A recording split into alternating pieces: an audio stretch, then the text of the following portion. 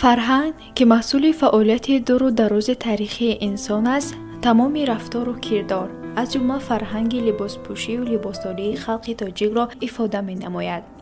خوشبختانه در زمان صاحب استقلالی وطن عزیزمان ترغیب و تشویق فرهنگ ملی بهتر و خوبتر شده، امکانیت‌های زیاد در معرفی آن از جانب حکومت مملکت راه اندازی شده است. فرهنگ ما نه تنها حاصل امروزه نبوده، نتیجه زحمت اجدادان ماست.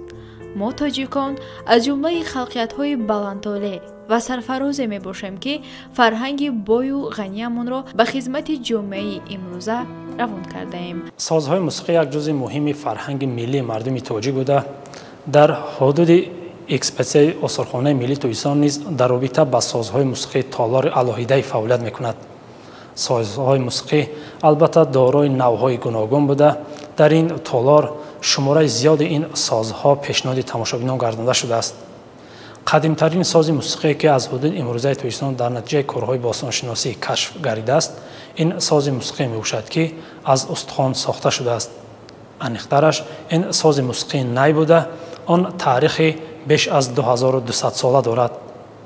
در تالار سازهای موسیقی استخوان‌های ملی تویسان نوع‌های گوناگون سازهای موسیقی از قبیل تبلک، دایره، نی، دوتار و سازهای نفسی به مانند کرنی، سرنی و دیگر نوع‌های آنها پیشنهاد تماشابینان گردانده شده است.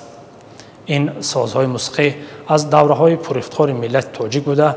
آنها وابسته به تاریخیت از دوره قدیم و دوره به دوره تا زمان معاصر را فرا می‌گیرند.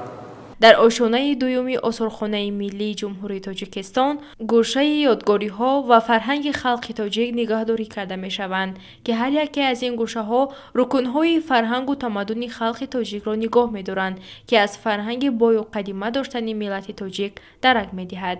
سازهای موسیقی از جانب هنرمندان در هر دور و زمان آماده گردیده، در روند ساخته و استفاده دادن آنها نوع‌های گوناگون اشیا از قبیل گل، پوست، چوب و دیگر نوع‌های اشیاءهای ضروری به طور وسیع استفاده گردیدند. البته مردم تاجیک سازهای موسیقی را در جشن و مراسم‌های خرسندی به طور وسیع استفاده می‌نمایند. در زمان معاصر سازهای موسیقی نفسی در توی معرکه‌های داماد و عروسی به طور وسیع کاربرد می‌گردد.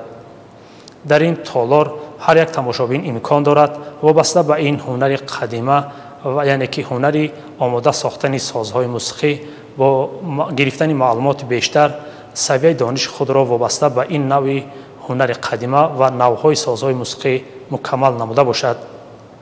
در این تالار همچنین آن آثاری که از هنرمندان زمان معاصر و مانند هنر دست استاد غلام و وهاب بوف که در این تالارها پیشنهاد تماشابینان گردانده شده است، این آثار افاده‌گر آن است که البته در زمان معاصر نیز از جانب هنرمندان سازهای موسیقی آماده گردیده در ساحه‌های مختلف از جمله در ساحه فرهنگ به طور وسیع استفاده می‌گردد.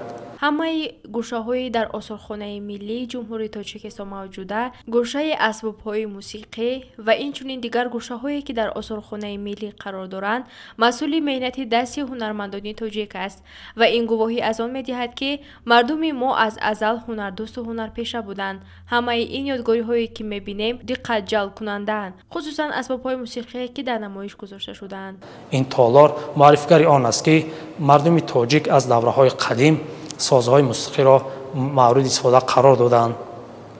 یک از شخصیت‌هایی که در ساحه موسیقی مردم تاجیک نقش مؤثر دارد، این البته باربد مروزی میباشد. چگونه به همگان معلوم است، باربد مروزی در زمان موجودیت دولت ساسانیان عصرهای 37 میلادی زندگانی کرده، این ساحه را اساس گذاشته است و در اکسپدیسیون دوم عمل کننده آثارخانه ملی تویسان بهر معرفی بیشتری این هنر قدیمه مردم تاجیک و یک جزء مهم فرهنگ ملت تاجیک سازهای موسیقی تالار علاهیده فعالیت میکند که در سمت معرفی نمودن تاریخ و فرهنگ ملت تاجیک برای تماشابینان داخلی و خارجی نقش سزاوار دارد. همه این یادگاری ها مسئول دست هنرمندان خلق تاجیک بوده تا زمانی ما باقی مانده است و در آثارخوانه ها نمونه های آن در نمایش گذاشته می شوند که هر یکی ما را می باید همه این یادگاری ها را حفظ نماییم تا توانیم ملت تمدن آفر خود را باز هم بیشتر به جهانیان همچون ملت قدیمی و تاریخ بای و غنی گشته آشنا نماییم. تماشاچیان عزیز، این بود کم معلومات درباره یکی از گوشه های آثارخانه. دایر به دیگر یادگاری های تاریخی در بخش های آینده سیر تاریخ